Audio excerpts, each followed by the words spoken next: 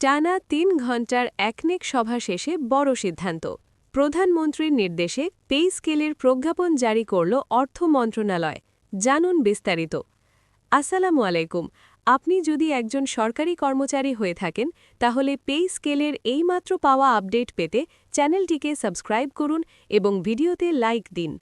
দৈনিক আজকাল ২৫/২/২০২৬ টানা ৩ ঘণ্টাব্যাপী গুরুত্বপূর্ণ একনেক সভা শেষে দেশের অর্থনৈতিক দিক নির্দেশনায় এক যুগান্তকারী সিদ্ধান্ত এল। সভা শেষে প্রধানমন্ত্রীর স্পষ্ট ও দৃঢ় নির্দেশনায় পে স্কেলের প্রজ্ঞাপন জারি করেছে অর্থ মন্ত্রণালয়। এই সিদ্ধান্তকে কেন্দ্র করে সরকারি কর্মকর্তা কর্মচারীদের মধ্যে তৈরি হয়েছে ব্যাপক আলোচনা ও প্রত্যাশা। দীর্ঘদিন ধরে চলমান দাবি, বাস্তবতার আলোকে বেতন কাঠামোর অসামঞ্জস্য এবং জীবনযাত্রার ব্যয় সবকিছু বিবেচনায় নিয়েই এই সিদ্ধান্ত নেওয়া হয়েছে বলে সংশ্লিষ্ট সূত্রগুলো জানিয়েছে। সভায় সভাপতিত্ব করেন প্রধানমন্ত্রী তারেক রহমান। একনেক সভায় উন্নয়ন প্রকল্পের পাশাপাশি বিশেষ গুরুত্ব পায় সরকারি কর্মচারীদের আর্থিক নিরাপত্তা ও কর্মপ্রেরণা। প্রধানমন্ত্রী সভায় বলেন, একটি দক্ষ ও সৎ প্রশাসন গড়ে তুলতে হলে কর্মচারীদের ন্যায্য পাওনা নিশ্চিত করা রাষ্ট্রের দায়িত্ব।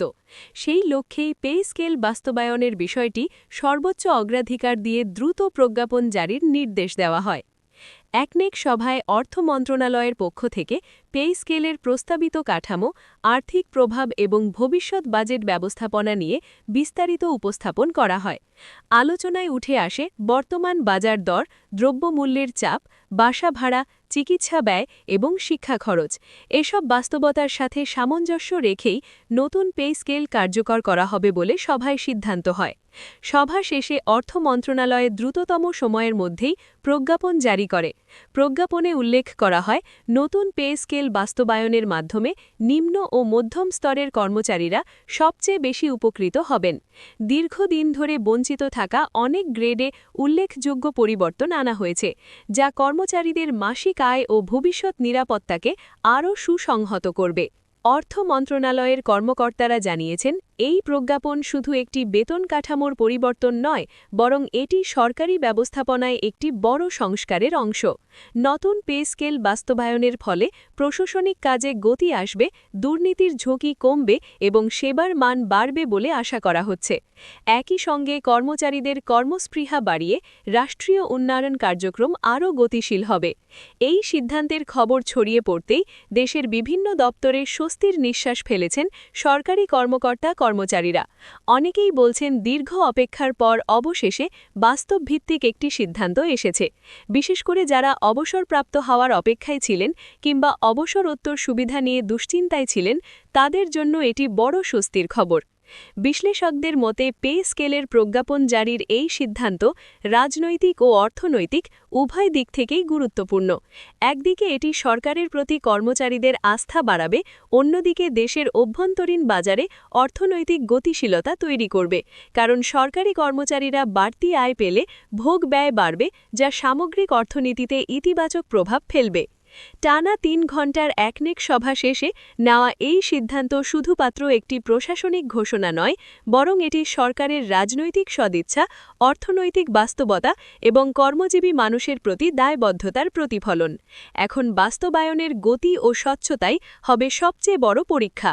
নতুন পে স্কেলের পূর্ণ প্রভাব, গ্রেড ভিত্তিক বিশ্লেষণ এবং কারা কতটা লাভবান হচ্ছেন সেসব বিস্তারিত জানতে চোখ রাখুন পুরো ভিডিওতে।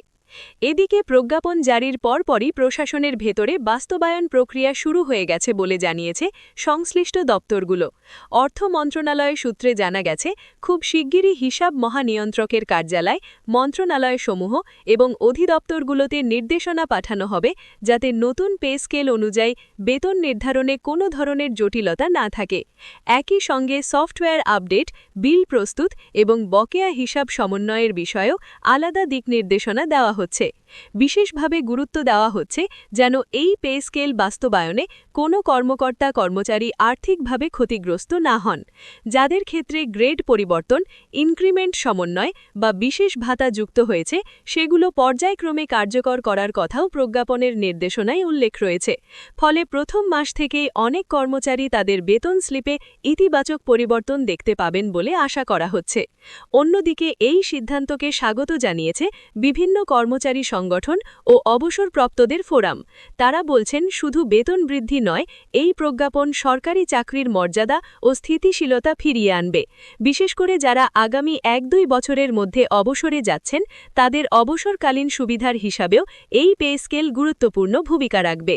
সবশেষে বলা যায়, একনেক সভা শেষে নেওয়া এই সিদ্ধান্ত শুধুমাত্র একটি প্রশাসনিক ঘোষণা নয়, বরং এটি সরকারের রাজনৈতিক সদিচ্ছা, অর্থনৈতিক বাস্তবতা এবং কর্মজীবী মানুষের প্রতি দায়বদ্ধতার প্রতিফলন। এখন বাস্তবায়নের গতি ও স্বচ্ছতাই হবে সবচেয়ে বড় পরীক্ষা।